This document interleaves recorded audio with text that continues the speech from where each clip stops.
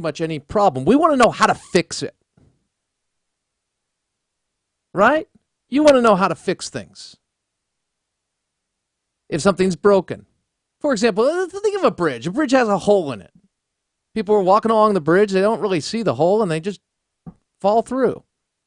Unfortunately, there's no water under the bridge. There's just concrete, and it's about 300 feet up.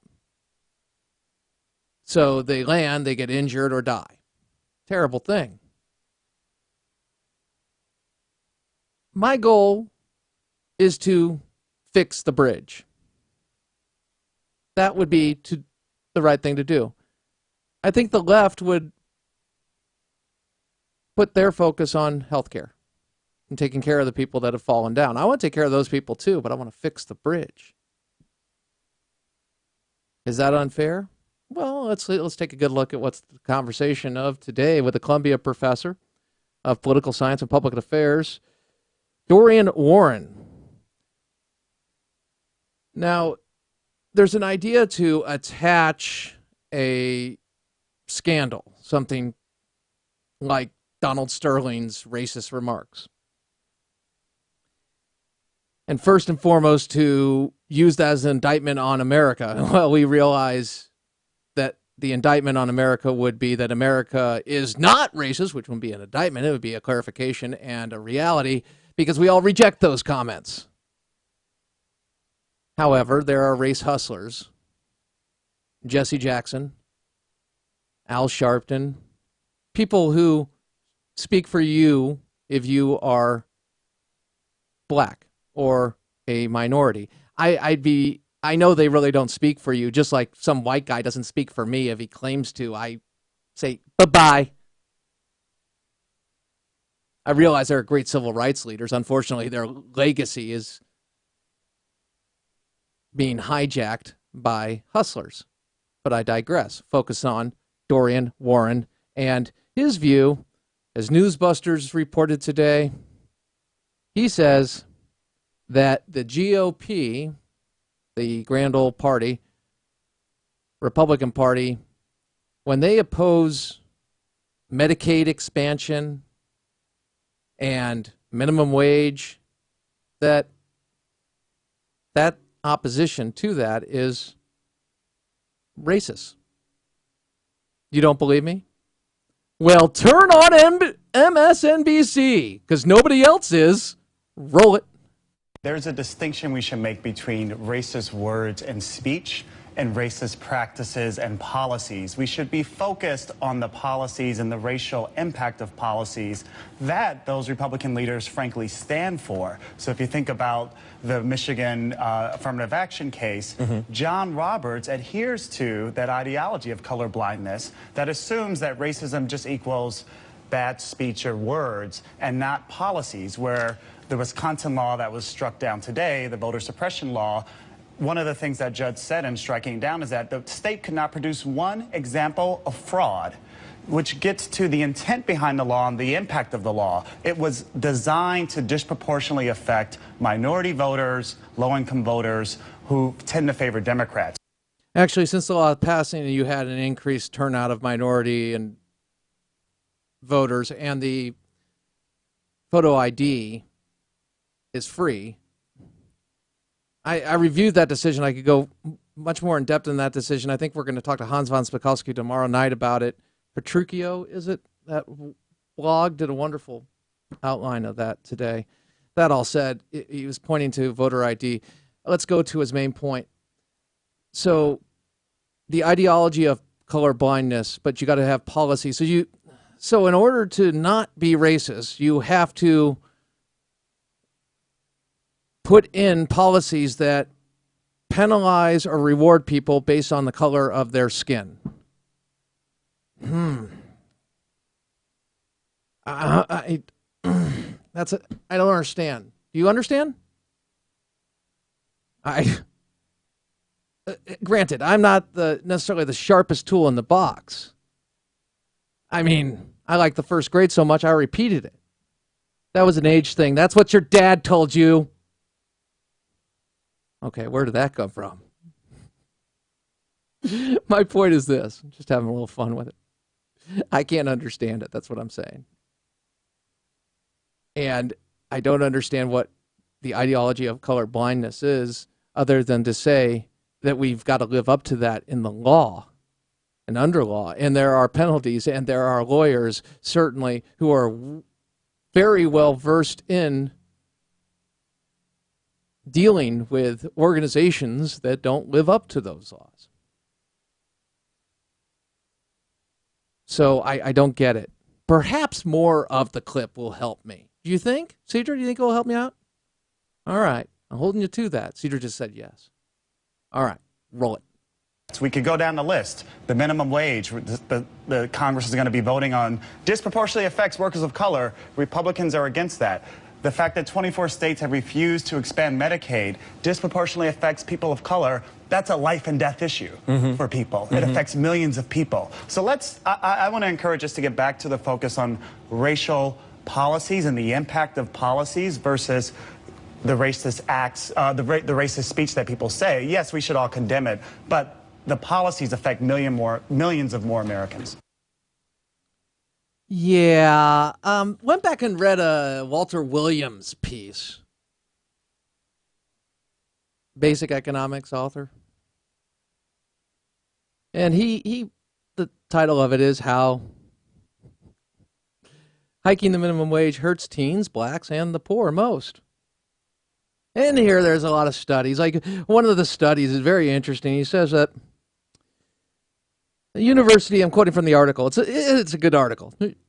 Check it out. University of California, Irvine economist David Newmark has examined more than 100 major academic studies on the minimum wage. He states that the White House claim that it will actually help folks, generally stating,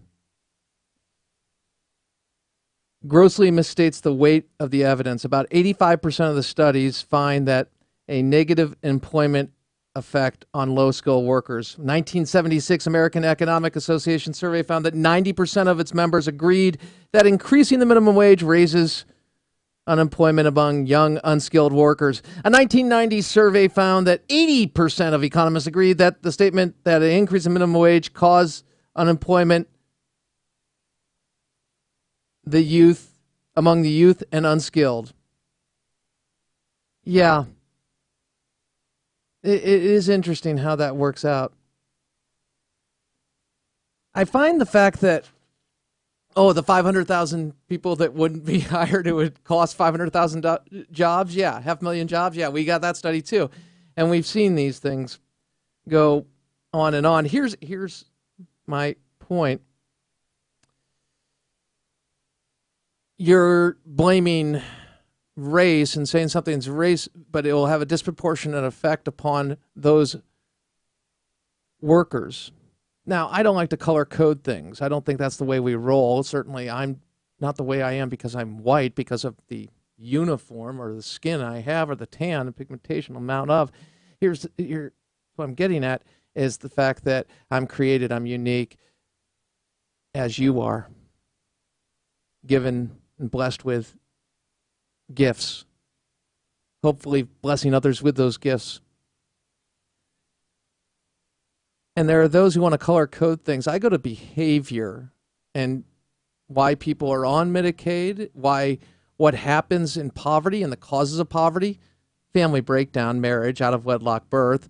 Disproportionately, if we color code that, we see a greater proportion of that in certain communities. But again, I don't like to play on this road. I don't like to play on this field. You know why I don't like to play on this field? Because it's not fair. It's not fair to individuals, white, black, or otherwise. And to group people along that line was wrong when it was happened for prejudice and ownership, be it a African slave trade,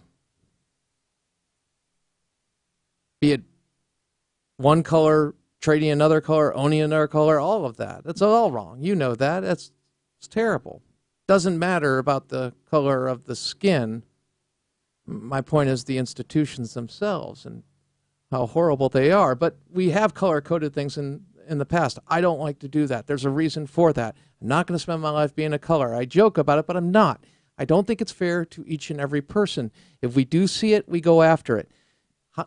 Attempting to link policies that have to do with personal behavior and consequences and calling them racist because they disproportionately affect a community based on color, I reject the premise of basing it on color and would go to behavior in that way.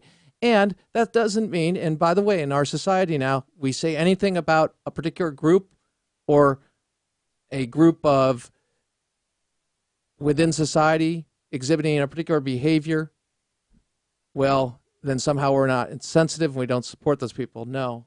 In fact, telling the truth about the consequences of action does support them and supports us all.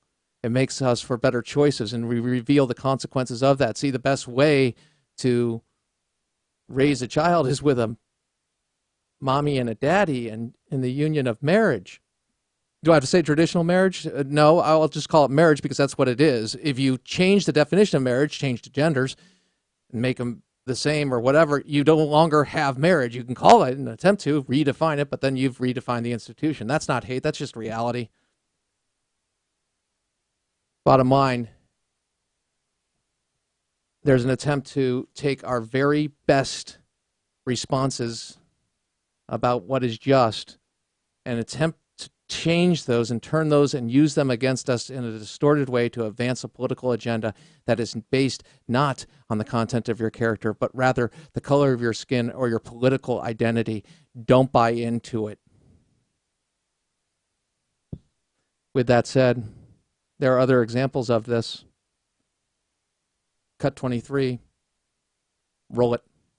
We've got to begin to kind of put our arms around having that complicated, very hard conversation without sort of, castigating people based on, how they were socialized, but begin to educate anew, to talk about what perfecting this union really does look like. Unfortunately, though, while bigotry and having those kinds of beliefs happens to be a legal thing, when you put that into action, when you enact it into policy, when you impact people's lives based upon those very divisive social constructs that you've created by your own fears, that's when people's lives begin to become, diminished and impacted in a negative way. We saw it in Jim Crow, but I will tell you that Jim Crow was more than about a physical separateness. It was about an economic apartheid, keeping our stuff away from them. And that's what Ryan's policies are about. It's about a brand new brand of economic apartheid, about keeping our stuff away from them. Them happens to be us.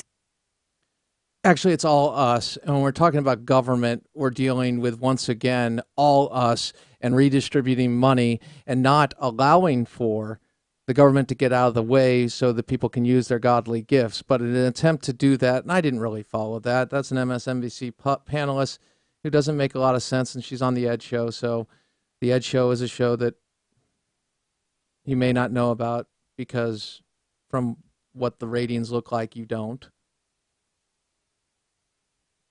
You can run a test pattern and probably do better. I don't say that because it's about belittling. No, it's just a reality because people aren't buying into it, but they look for opportunities to do so. And what's sad is they're taking these opportunities, and it was Goldie Taylor, pardon me,